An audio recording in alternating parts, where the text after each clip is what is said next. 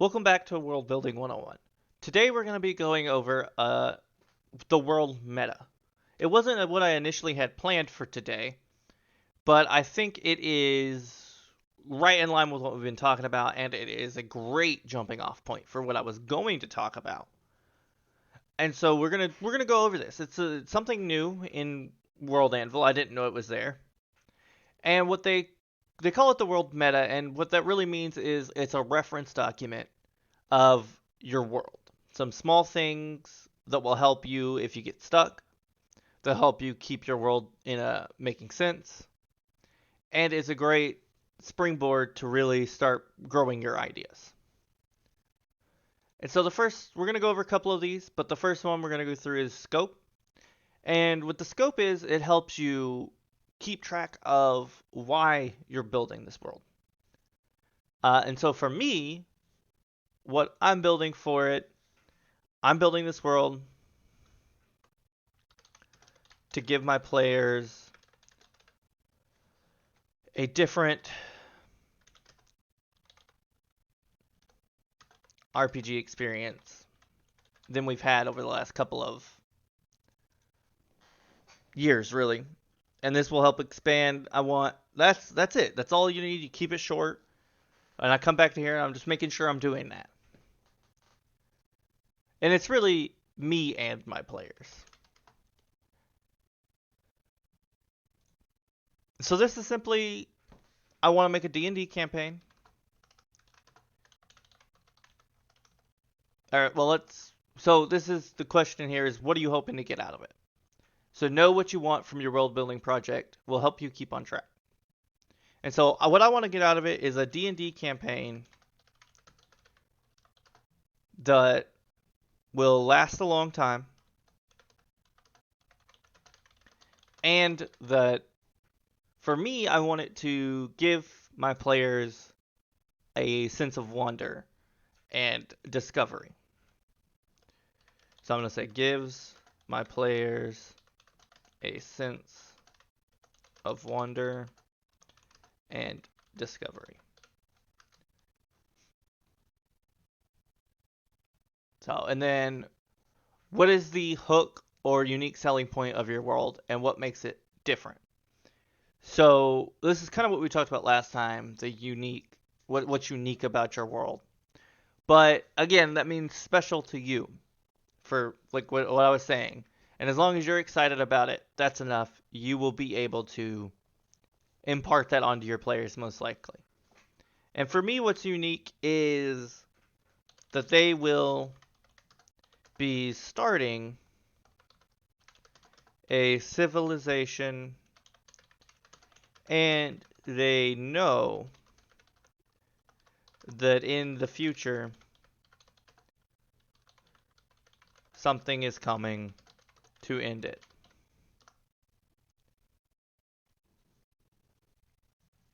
And they may not know that last part explicitly, but they will most likely be able to figure it out.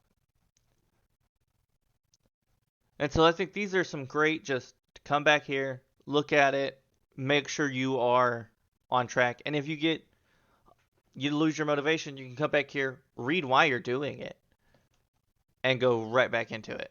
I'm going to change the setting here so this is a little bit bigger so it's easier to see. Let me save those changes.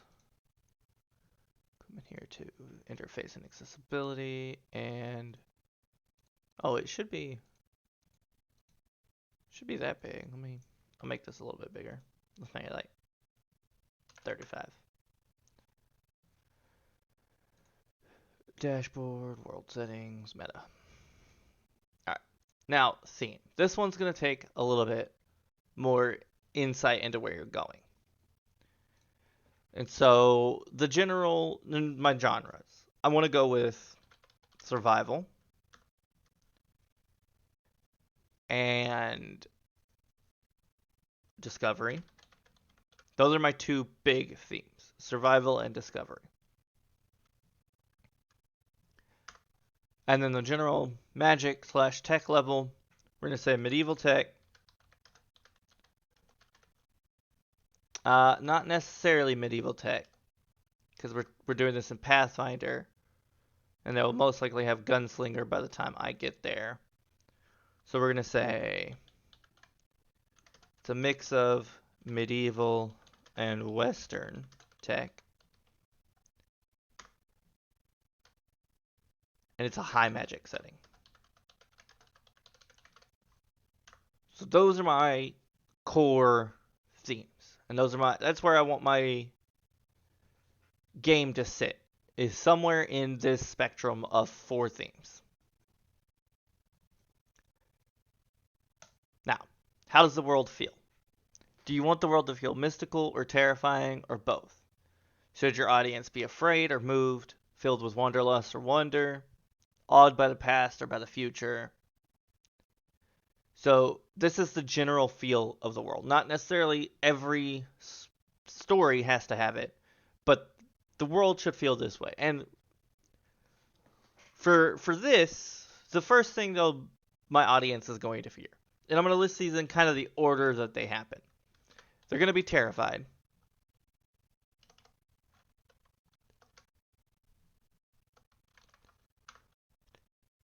Then they're going to start surviving, doing better, and begin exploring.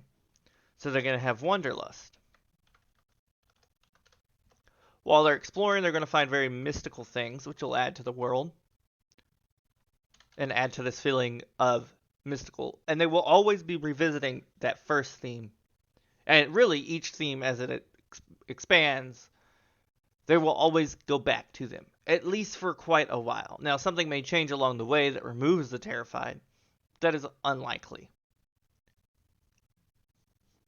Eventually, they will find ruins that will explore some of the past and really kind of explain what's been happening.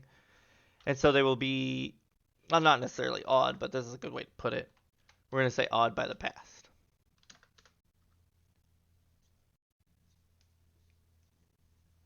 And I think that's a good 4 themes that we can revisit. And obviously each story can have a different sub-theme. But these are going to be my main themes for the world. And when I'm making stories or campaigns or storylines, I want to make sure that I'm probably got at least one of these included. So character agency is how much can they change the world? And in my setting, it is very high. And this is because they are helping to build a new civilization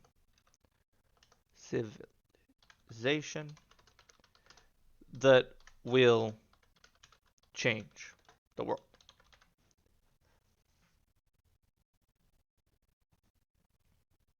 And it should be, theoretically very long lasting. So, tone.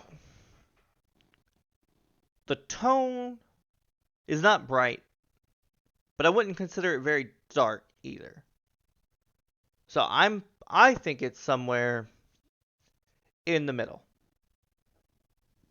I think it's going to be a very heavily dark sometimes, and then very heavily light sometimes. It may lean more to the dark, actually. So we're going to say lightly dark. I'll probably forget what that means later. So I'm going to say middle, leaning towards dark. And then how pleasant or difficult is it to live here? For them, it's going to be difficult to live here for the first, let's say, few years. And then reoccurring themes that reinforce the genre. So we're going to go with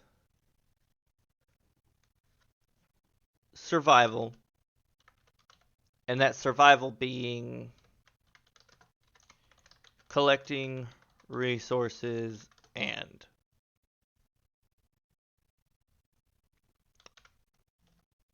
town building. We'll call it base building because that'll be easier to know what I meant. Base building.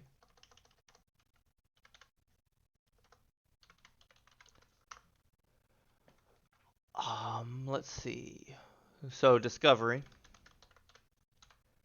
and there are many places and artifacts to discover on this new continent. And so every time they come across a ruin or find some specific artifact or even a group of creatures, this can lead into that sense of discovery very easily. This theme will be super easy to reinforce. And under survival, I'm going to put that they are able to get lost because there is no maps yet. That's important. And then the final theme for this is going to be overcoming an impossible challenge. Man, I am struggling with the spelling today. And what I mean by this is eventually they will need to defeat or subvert the darkness, which is what I'm calling that oncoming storm. And I'll reinforce the fact that they can beat impossible challenges by making things feel impossible until they figure it out and are able to defeat it or complete it. And that will be also really easy to do and difficult to do at the same time. It's going to require me to spend a lot of time on the illusion of difficulty. Because I don't want it to just be difficult, steamroll, kill your players. That sucks. Don't do that. Unless you're playing like Call of Cthulhu. That's kind of the whole thing of Call of Cthulhu. Every challenge is a possible challenge. But what I want to do is the illusion of difficulty. And I don't actually know how to do that yet. So I'll be doing some research and we'll have a video about that eventually. But that's it. That's all I have for today. Please like and subscribe if you like the content. I would really appreciate it. It would help me out a bunch. It keeps me going, lets me know to keep making these videos. And if you have any suggestions or topics you want to hear me talk about, let me know down in the description. Thank you very much. I will see you later.